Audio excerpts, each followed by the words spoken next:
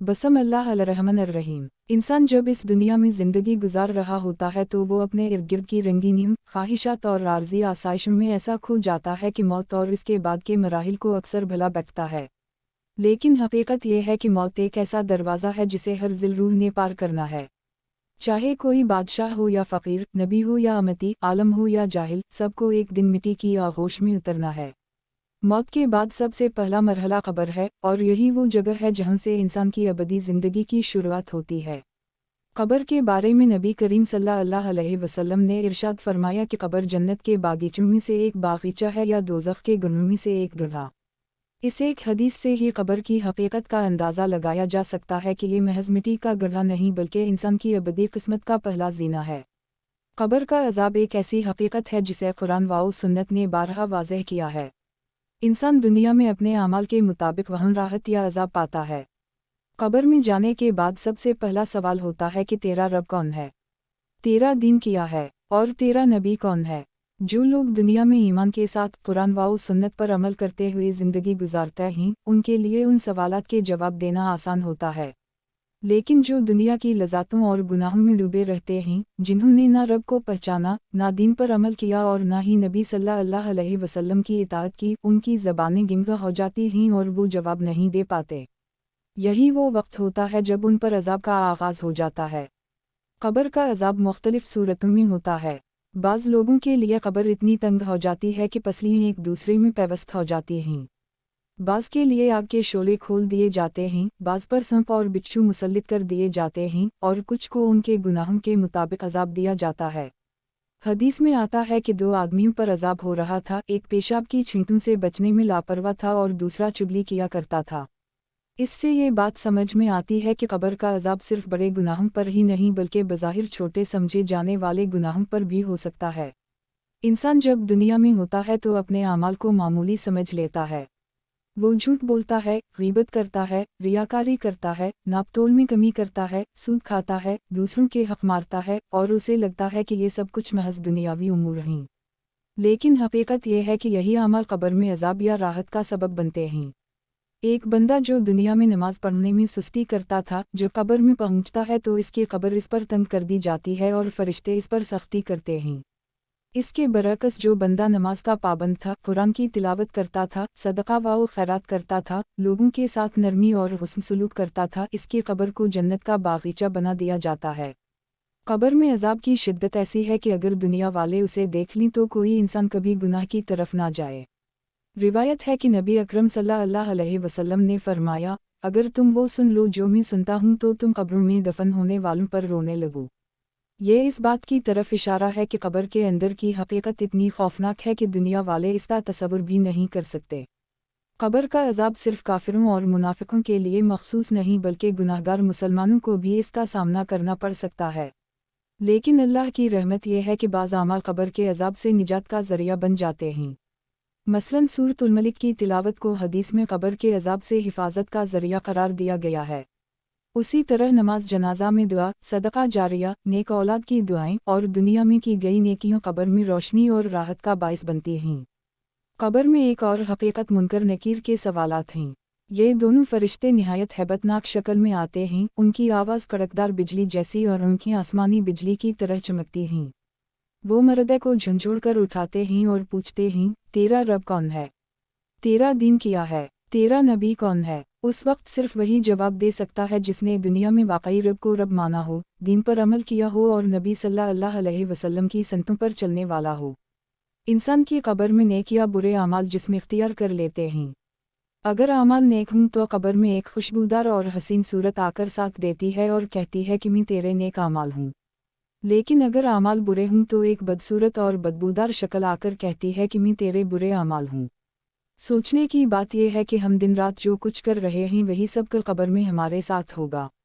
कब्र का अज़ाब इतना सख्त है कि नबी करीम सल्लल्लाहु अलैहि वसल्लम ने अपनी उम्मत को बारहा इससे पनाह मांगने की तालीम दी।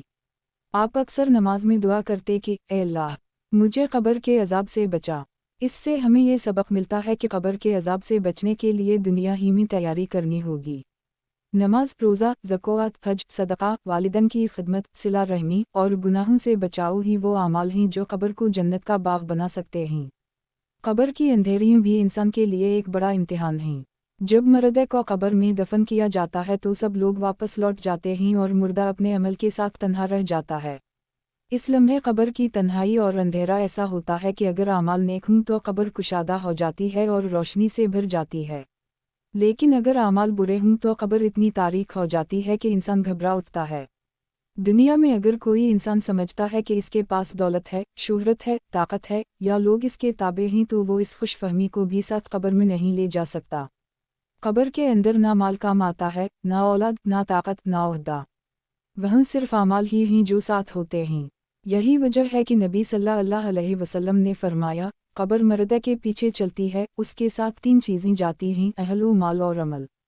2 चीज़ें वापस आ जाती हैं और अमल बाकी रह जाता है। कब्र का अज़ाब लम्हा लम्हा इंसान को उसके किए हुए अमाल का एहसास दिलाता है। अगर कोई दुनिया में गरीबों का हक मारता रहा, यतीमों का माल खाता रहा, जुल्म करता रहा, तो कब्र में उसे ऐसे अज़ाब में मुब्तला किया जाता है कि वो अपने किए पर पछताता है, लेकिन वह पछतावे का कोई फ़ायदा नहीं होता।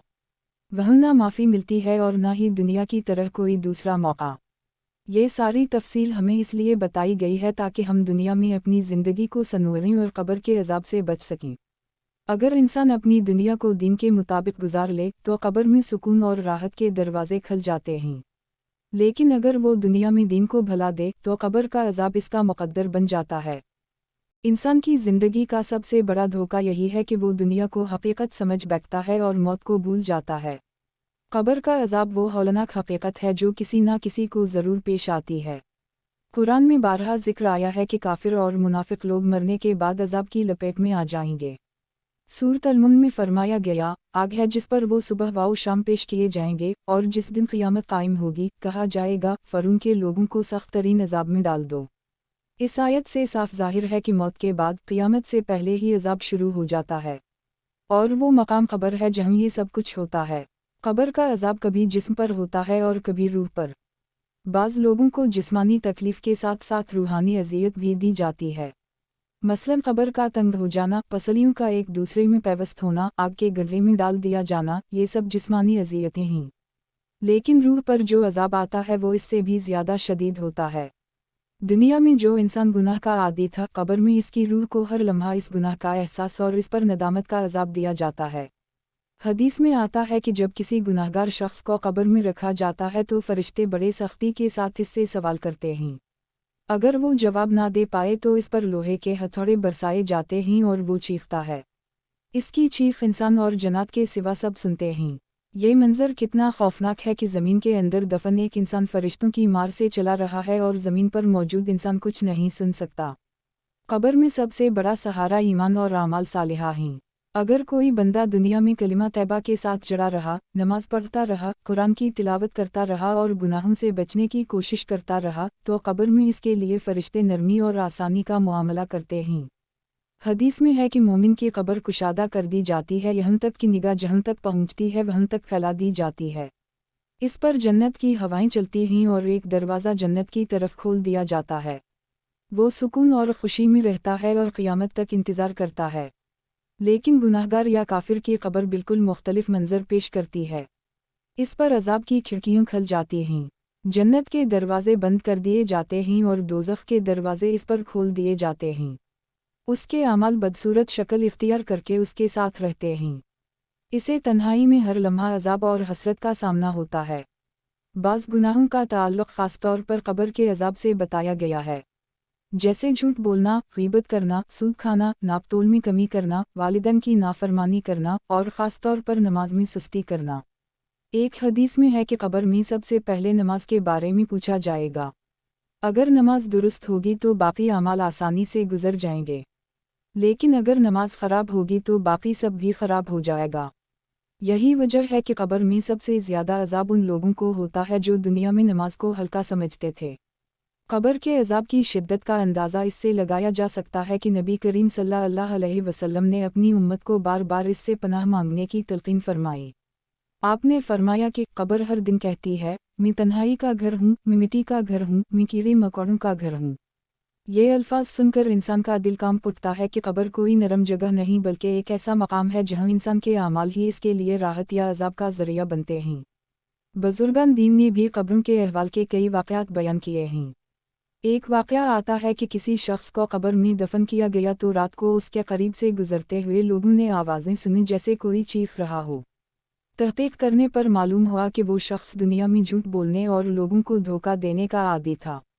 उसी झूठ की वजह से कब्र में इस पर अज़ाब नाज़िल हुआ। कब्र के अज़ाब की एक बड़ी वजह जुल्म है। नबी सल्लल्लाहु अलैहि वसल्लम ने फरमाया कि जुल्म क़यामत के दिन अंधेरा होगा और कब्र में जालिम पर सख्त अज़ाब होता है। जो शख्स दुनिया में दूसरों का हक मारता है, मुलाजिम को वक्त पर मजदूरी नहीं देता, यतीमों के माल पर कब्जा करता है, वो कब्र में सुकून नहीं पा सकता। इसकी कब्र इसके लिए आग का गड्ढा बन जाती है। लेकिन साथ ही अल्लाह की रहमत भी बहुत वसी है। अल्लाह ताला ने कब्र के अज़ाब से निजात के कई असबाब रखे हैं, जैसे सूरतुल मलिक की तिलावत, नमाज जनाजा की दुआ, सदका जारिया, कुरान की तालीम देना, किसी को इल्म सिखाना, या पानी का इंतज़ाम करना, या ऐसी नेक औलाद छोड़ना जो दुआ करे।